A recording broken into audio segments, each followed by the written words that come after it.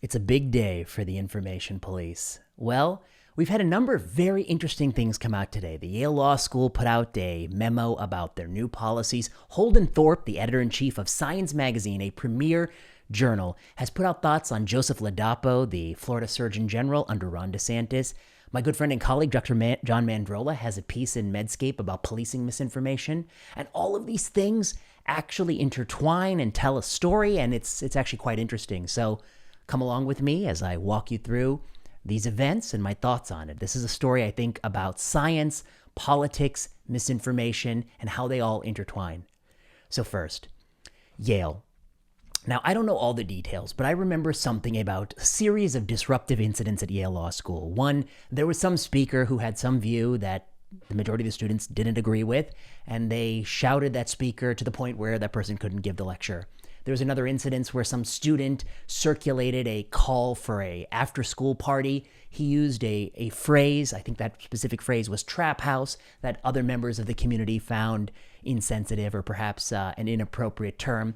I don't know much about these terms. I'm an old person, but I really don't know much about these terms and whether or not they are the correct term or not the correct term. But the key issue was that it was escalated to the level of the dean of students, who took a strong stance that this kid should apologize and put her thumb, I think, on the scale. And they didn't like that because that made it a academic issue, and people sought Yale University to be the referee of whatever dispute it was about language. So in response to this, Yale Law School issues this memo that Nick Christakis, I think a great defender of free speech on college campuses, has tweeted. And I'll read you, I think, the select parts. Yale Law School is dedicated to building a vibrant intellectual environment where ideas flourish. To foster free speech and engagement, we emphasize the core values of professionalism, integrity, and respect. These foundational values guide everything we do. Over the last 6 months, we've taken a number of concrete steps to reaffirm our commitment to free and unfettered exchange of ideas. Last March, the law school made unequivocally clear that attempts to disrupt events on campus are unacceptable and violate the norms of the school, the profession, and the community. Well, that's good. Actually, that's really good. So that if there's a talk that you don't like, you don't have to go. And to be honest, the easy way to kill a talk and a speaker you don't like is if nobody goes, nobody won't want to listen to that. That's what we did when I was in college. If there was something boring, and by boring we considered most educational events to be boring, we just wouldn't go, and it'd have a thin crowd. But these days they want to go, put a big energy into making a big scene. And so they're saying that's not allowed. Next, the faculty revised our disciplinary code and adopted a policy prohibiting surreptitious recordings that mirrors the policy of University of Chicago and other peer institutions that have put in place to encourage the free expression of ideas.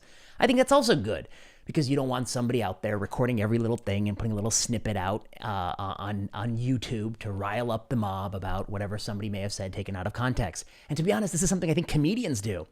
The comedian Dave Chappelle makes people put their phone in some sort of, unopenable bag during the course of the performance, and then afterwards you can take your phone back.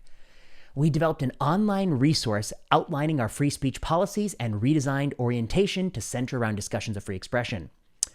That's good. And finally, we welcomed a new dean of students who is focused on ensuring students learn to resolve disagreements among themselves whenever possible, rather than reflexively looking to the institution to serve as referee. See, we want to create an environment where people can disagree about substantive issues. Maybe somebody thinks, the right number of boosters is however many we got plus one, or whatever gives Albert Bourla a new yacht. And other people think the right number of boosters is whatever maximizes or minimizes risk of hospitalization or death, but not more than that if it adds risk. And that needs to be determined in randomized control trials. And you want to have that dialogue. That's good.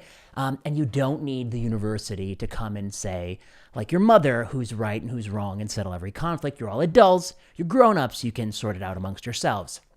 That's the Yale Code. And I like the Yale Code.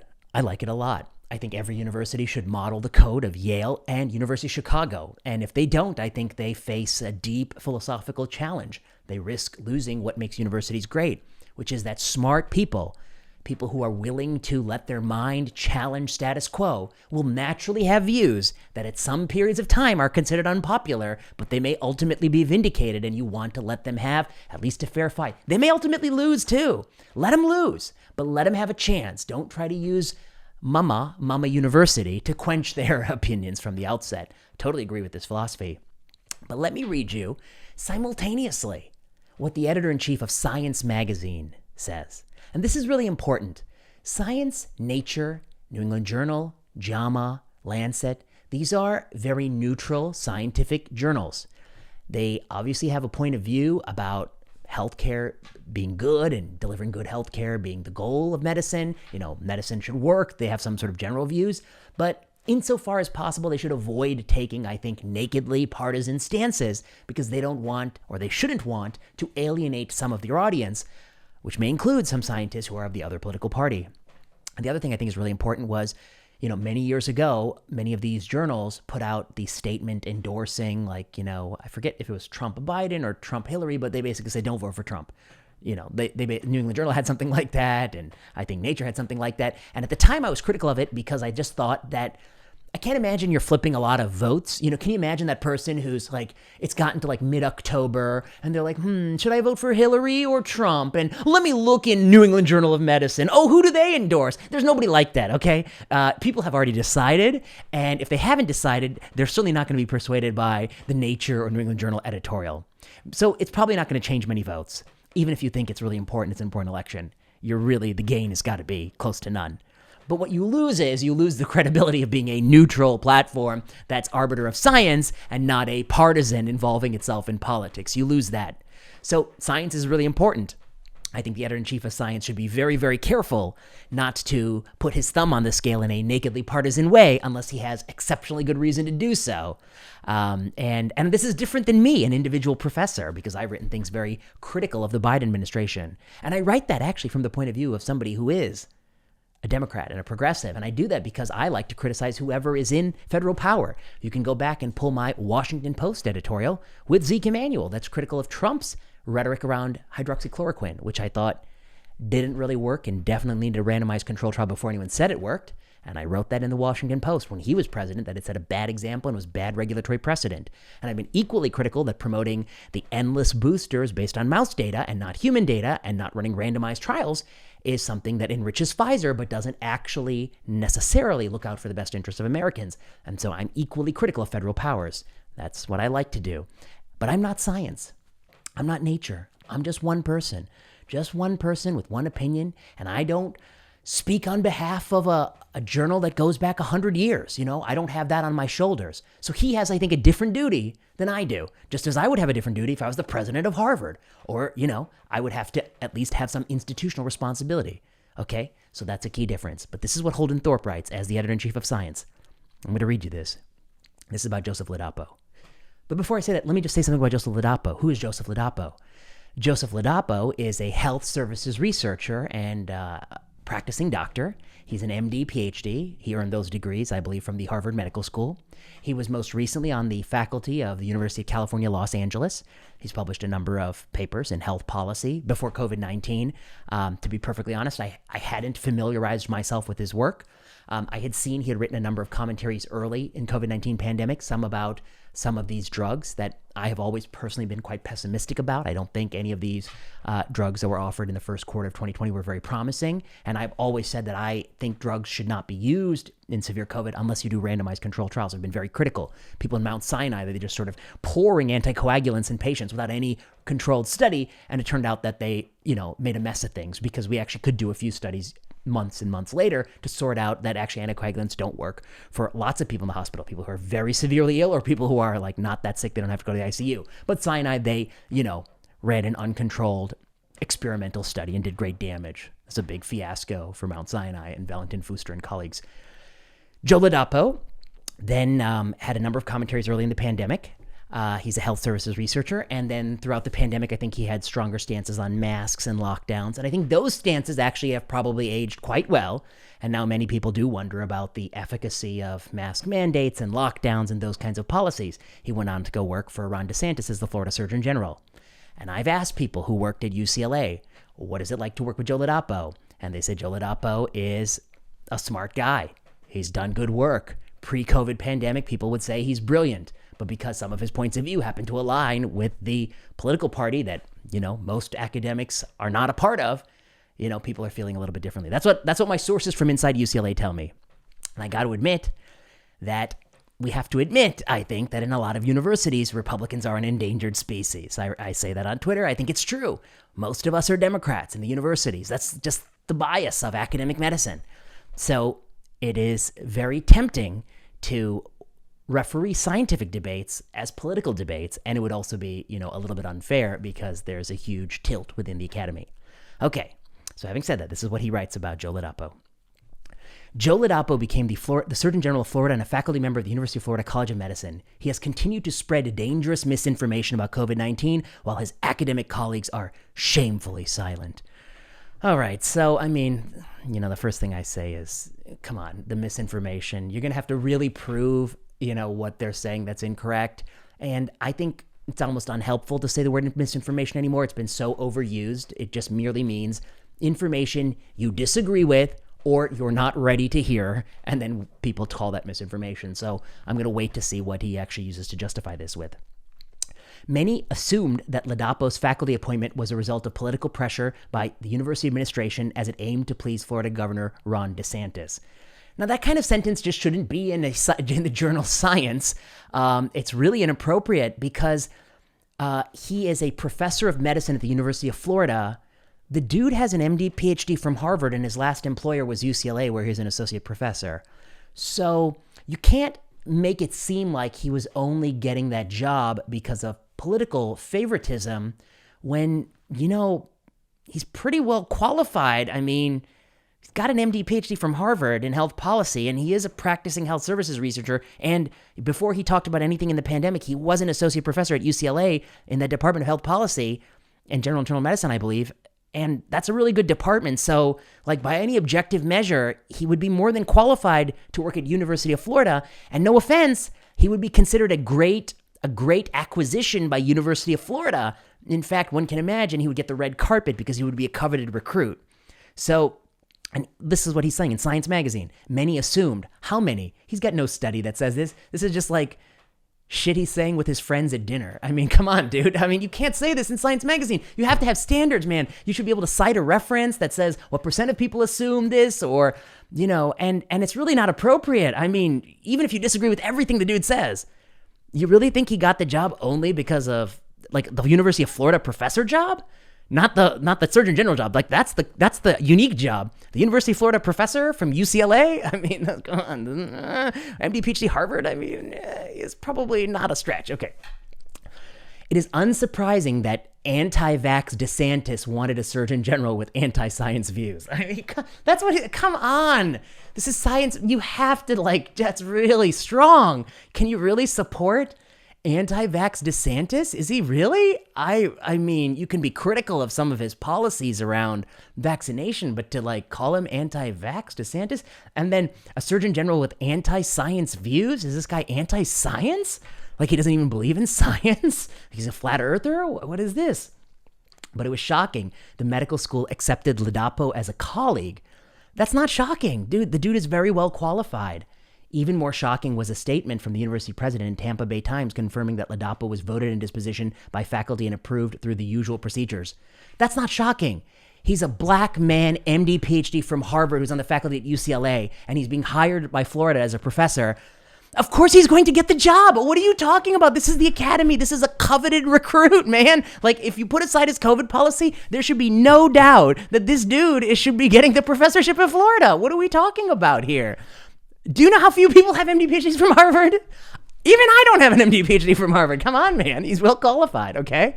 In his own defense, Ladapo told Politico that he was disappointed with the criticism because good science requires respect for all perspectives. It's okay to disagree, and I've had no problem with disagreement, Ladapo says. But what has been really disappointing is how disagreement has become a ticket or a passport to activate personal attacks. He's putting his finger on it. He's literally telling you what the issue is. No one would disagree that personal attacks are out of bounds, says Holden Thorpe, but his depiction of science is off the mark. Unequal perspectives do not deserve equal time, and challenging scientific consensus requires evidence that has been subjected to peer review and published with all the data disclosed so the scientific community can replicate the findings. Well, I kind of agree with Holden Thorpe a little bit that, if we're going to have a debate on a very contentious issue, you should really advance the argument in the peer review literature first. And that's actually what I actually personally believe in and try to do in the 400 plus papers that I've published. And I'm going to do it with a number of COVID-19 things that I haven't even yet said because I'm waiting for those articles to be published so I can really press my case. But I'll put an asterisk next to some of what he says. All of the data disclosed so scientific community can replicate the findings. Last I checked, His own journal doesn't demand that. There are many science papers I read, and I want to know, in the Bangladesh mass study, some more raw data, but that's not always available to me. And, somebody out there, do an experiment. Just take the last 100 science papers and email the authors and ask for the data set. And let's see if Holden Thorpe is practicing what you preach. You're not going to get, I doubt you'll get a tiny fraction of those data sets. So that's a requirement that's beyond what I think is the conventional norm. And, we're going to come back to this, but there are other political figures who are using non-peer-reviewed, not good research, and they're not getting into editorial science. We'll come back to that. Quote, Ladapo has tried to initiate a scientific debate on Twitter about the study, saying, quote, I love the discussion that we've stimulated. This move is from page 1 of the anti-science playbook. What are you saying, man? To say I love having a debate, that's page 1 of the anti-science playbook, but it's also page 1 of the academic debating playbook. Like, I mean, what are you talking about? Like, just saying that, I like to debate and have a discussion, that's not anti-science. And in fact, one would imagine that this sentence is a little bit crazy. I mean, I'm just being honest. Like, if you actually say, I love the discussion we've stimulated, quote, this move is from page 1 of the anti-science playbook. That's a non sequitur. I mean, if I said, I love that we're having this great discussion about, about coefficients of determination and surrogate validation studies, and you say that's exactly what those anti-science docs say. I'm like, oh, really? They talk about okay. A credentialed scientist from outside the field, Ladapo is not an infectious disease specialist and has never treated a COVID-19 patient. The second thing is, I'm not actually sure if that's true or not. I don't know how he would know. And I personally, as a hemonc consultant, I'm often consulted for COVID-19 patients. And he may not be an ID doctor. But last I checked, Ashish Jha, he's not an ID doctor. And I wonder, has he treated many COVID-19 patients? I don't know. And more importantly, do you think it might be possible that a smart person in policy might actually have a useful thing to say about COVID-19 policy, even without having been an ID doctor or treated a COVID-19 patient? Might that be possible? And if it were so important, shouldn't all the people on the White House Council who are making the policy, shouldn't they all be doing a half-day clinic and COVID-19 clinic just to keep up with the skills? And shouldn't they just not hire any MDs or people outside of ID? This is really, I mean, you really wouldn't say this if it were your team. I mean, it's really kind of stupid to say. I just can't believe this is inside. Again, I'm not saying, this is not a blog post. If this dude wrote this blog post, I wouldn't be doing this video. This is the editor-in-chief of Science, which is one of the 4 most cited journals and the premier journals. It goes back hundreds of years. And this guy is doing something that I think is really ruining his journal for decades to come. He is nakedly political, and it is going to bite him in the ass so bad, which is the next part of my commentary. But I want to finish reading what he says. Until the scientific community deals with misinformation from within, it cannot expect to deal with it from without. From without? Shouldn't it be from outside? Okay, anyway. Did he really say without? That really doesn't even read right to me. Okay. What are my broader thoughts here? One, I just want to point out that this is what I said on Twitter. As a Democrat, and again, I think it's important that I say this because it is true that I'm not saying this as a partisan. I'm just saying this as you really can't use the editor-in-chief position of Science to just pick on the Surgeon General who happens to work with the guy from the party you don't like. And to be honest, it's really even worse than that, because why are they just picking on this guy so much and saying all these crazy things like he shouldn't even be a professor at the University of Florida? A place like the University of Florida, you don't get to be professor there with just 2 doctorates from Harvard. No, I mean, come on, man. Of course you can be a professor in Florida for 2 doctorates. They're picking on this because DeSantis is obviously, a very promising candidate to be president. And this feels very petty and vindictive. Meanwhile, this particular study in question is about cardiac deaths in kids of a certain age. But there's a broader scientific question. And I don't want to talk about the particular study and all the intricacies. I want to talk about the broader question, which is how many shots does a young man between the ages of 16 and 20 need? 0, 1, 2, 3, or 4? That's a question. And that's a real scientific question. And every time they get a shot, there is a non-zero risk of myocarditis. It varies by product, Moderna more than Pfizer. It varies by how close you stack those first 2 doses. It varies by possibly by the sequence in the mRNA, but we wouldn't know that because we don't yet have that for the Omicron variant. And what is the benefit to the young man? The benefit might be a reduction in hospitalization, might be a reduction in other COVID outcomes or complications, might be a reduction in death. Those might be benefits, but that might vary based on 1, 2, 3, and 4 doses. Maybe you get a bunch of the benefit from the first couple doses and diminishing benefits from each additional dose. It's quite plausible that that might be the case. But the myocarditis might be highest with dose 2, and it might not go to a floor with each subsequent dose. In fact, that's what Katie Sharp's paper shows. So to have a discussion on what's the right number of doses is very scientifically legitimate, and Ladapo is participating in that discussion. He has entered one piece of evidence in the discussion that has been criticized for some legitimate and some illegitimate critiques of that. And that's fair. That's part of science. That's fine. There are other people who have entered arguments in the discussion that are also flawed. There are people, including some people quoted in this article, who have previously used myocarditis rates in the whole population, including men and women, from 8 to 80. That's pretty stupid because you can tell a 20-year-old man apart and you should only use the myocarditis rates in that target subgroup. So that would be arguably, in my opinion, that's misinformation because you're bearing the safety signal in all people. But they're not writing editorials about that. And then the last thing I would say is this. So this discussion is live. Ladapo is perfectly entitled to have an opinion on this, and we actually don't know the answer. And there's one more complexity, which is once you have had COVID and recover from COVID, maybe the risk-benefit changes a bit. Oh my God, could that be possible? Of course it could be possible. This is a legitimate discussion. This is a debate that needs to be had, not quelched by the editor-in-chief of Science. Meanwhile, there's another person I know. Here's what Holden Thorpe says, quote, on Twitter. A credentialed academic enabling political actors to undermine science by pushing unvetted pseudoscience is page 1 of the anti-science playbook. Now, who's a credentialed person? Well, maybe former dean of the Brown School of Public Health. And if he went to work for a politician, maybe Joseph Biden, and he tweeted an article that, as far as I can tell, didn't undergo peer review and was perhaps grievously flawed, well, then that might be exactly the kind of thing Holden Thorpe is talking about. But did that ever happen? Oh my goodness, it did happen. And this is an article I've written on my Substack. It says, if you were in charge of White House COVID policy, you need to know the difference between bad science and good science. John and others push a flawed study, haste, ignorance, or malice. And this is the tweet. An analysis by Michael Zinn highlights pretty compelling stuff, done using electronic health records of hundreds of thousands of folks with COVID. They find for folks over 50, no matter your vaccine status, Paxlovid reduces the risk of hospitalization. And then what we point out is that analysis is unadjusted. That means they're not adjusting for any variables. They're not adjusting for race or comorbidities. They're not adjusting for anything.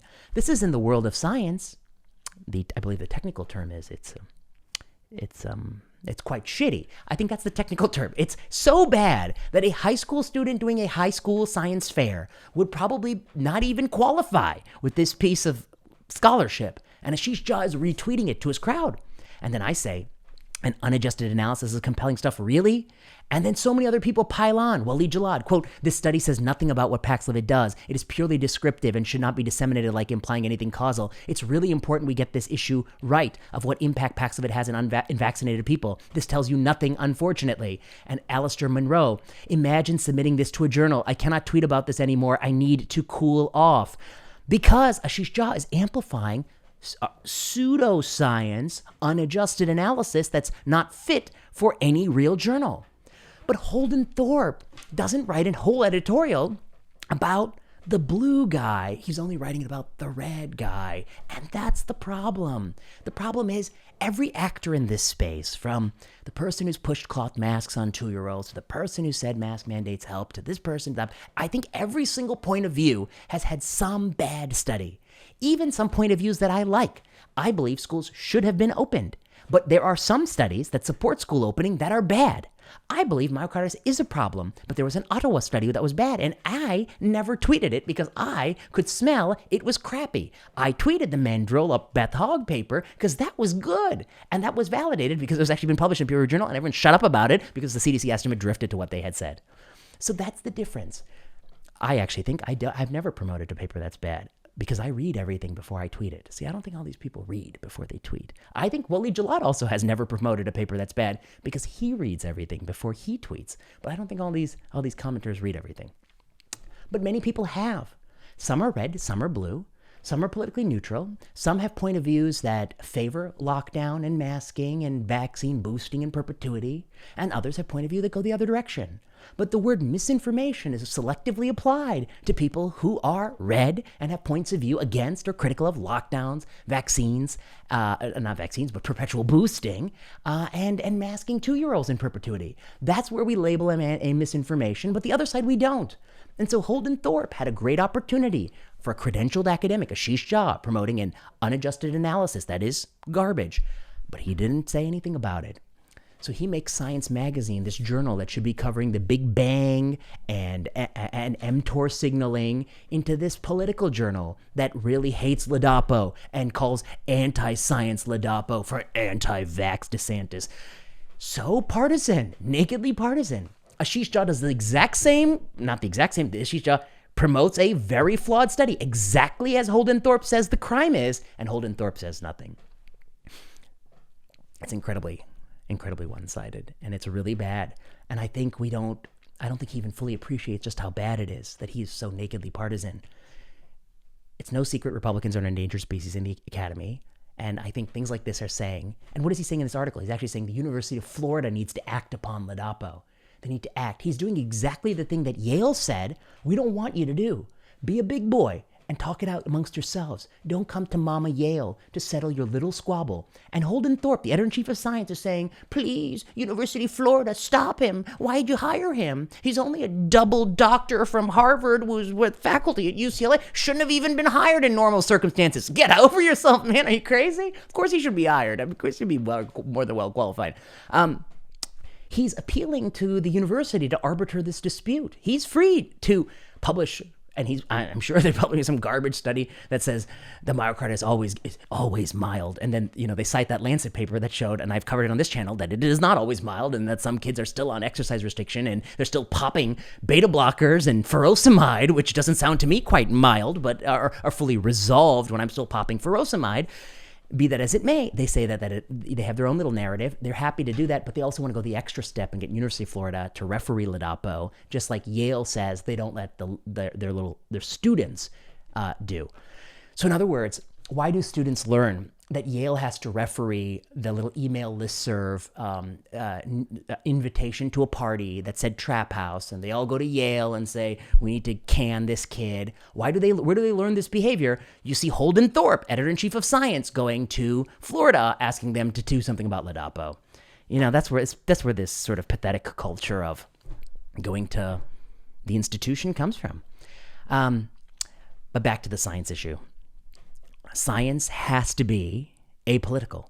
It has to be. It is understandable that it can be pulled in political directions. I think everyone thinks it's the other side that's doing it. I don't think they realize that they're doing it too. Both sides are doing it. That the more you deny that myocarditis in 20-year-olds is an issue, the more you say that there's no way we should alter the vaccine pathway for that age group, the other side sees an opportunity to seize on it because they think you're stupid, and then they make it their political issue. So just, I think, further polarizes this. I think Holden Thorpe can either choose to be a pundit or the editor-in-chief of science. He shouldn't be doing both. And he's going to take the reputation of science and run it into the ground by doing this. And selectively crying misinformation when it's your political opponent that promotes something that you think has limitations, but not crying misinformation when Ashish Jha retweets a piece of garbage, that to me is hypocrisy. Crying to the University of Florida, that they shouldn't have hired Joe Ladapo, that to me is, one, nonsensical. Black man, 2 degrees from Harvard, UCLA professor, well-respected, been called brilliant by his peers, but then happens to take COVID-19 positions, some of which I think have been fully vindicated, like schools, others of which I disagreed with at the time, like hydroxychloroquine, and I still disagree with. But to say a guy like that shouldn't even be on faculty and was only hired as a favor to DeSantis, that to me is crazy.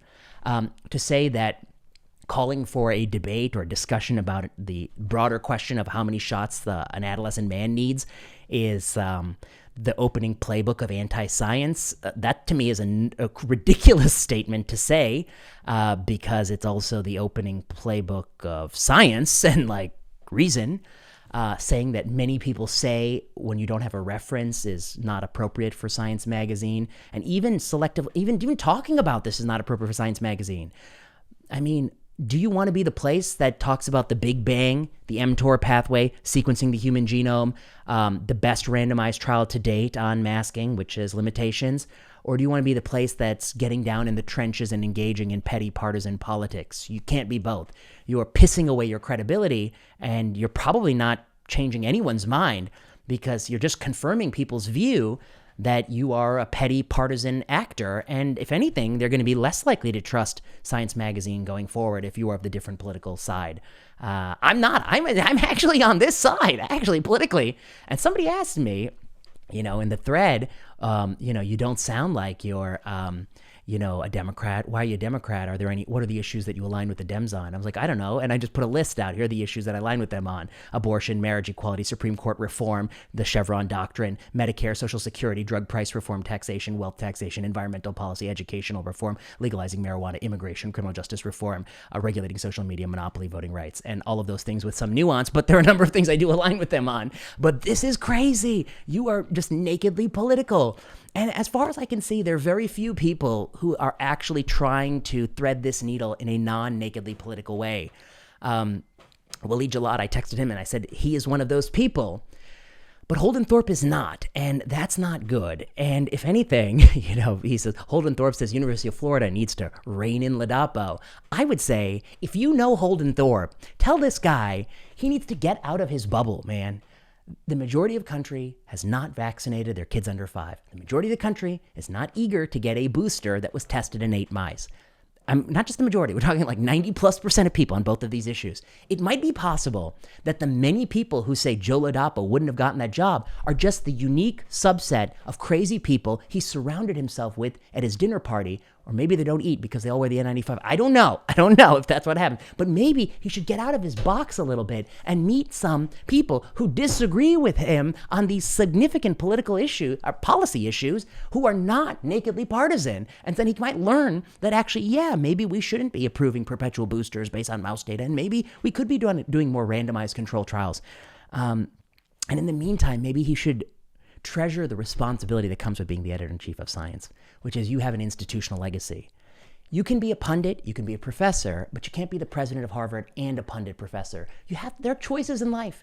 You can be a pundit, or you can be the editor of the New England Journal, but you can't be both. There are some choices in life. Why? Because the institution has to have credibility, and that's more important than your goddamn opinion. And frankly, I don't want your opinion here. Your opinion is really inappropriate. It's inappropriate in so many ways. You are not being fair. And I disagree with some of the things that Florida is doing. I agree with a lot of things they did. I think opening schools was such a good thing that they did, that it in terms of years of life added to their society, they have made a tremendously good call. You should give them credit for that. You screwed up on that, okay? We, Democrat professor types, screwed up on schools. Why? Because we couldn't see past our hatred of Trump. I could see past it. Because I'm not a partisan. Actually, I don't feel an identity as a partisan. I feel an identity as a data person. I really like to look at the data. And I really hate when I look at the data and I don't come to the same conclusion as other people, because I know that they're often wrong, because I do that, because I look at the data for a living, and I don't internalize these views, and I don't take my cues from other people. That's why I knew they were wrong about schools, and that's why I think he's super wrong here, and he's doing tremendous damage to Science, the institution, Science Magazine, which is a venerable institution, and also Science, the thing that I care most about. So, long video. I don't know if you're going to watch it. Somebody told me I should make it. I thought I'd write an article instead, but this is what you get on this channel. Like, subscribe, comment, leave a message below. I'm Professor of Epidemiology. I don't speak for institutions. I speak for myself. I think it's unfair to single out one political side and not the other. I think Ashish Jha has made many more errors and bigger errors because they're federal level. I am critical of federal policy because it affects more people. I was critical of Trump's failures, and I'm critical of Biden's. And Biden in COVID policy, he's got a lot. It's not a little, it's a lot. And I think people are turning a blind eye to that. And I'm going to have more when my peer review articles, they will eventually be published. They will be published. for the same reason the rabbit runs faster than the fox. They'll be published, and when they are, I will be back, and I will take you through these articles, and some of them, they're really quite good. So, until next time.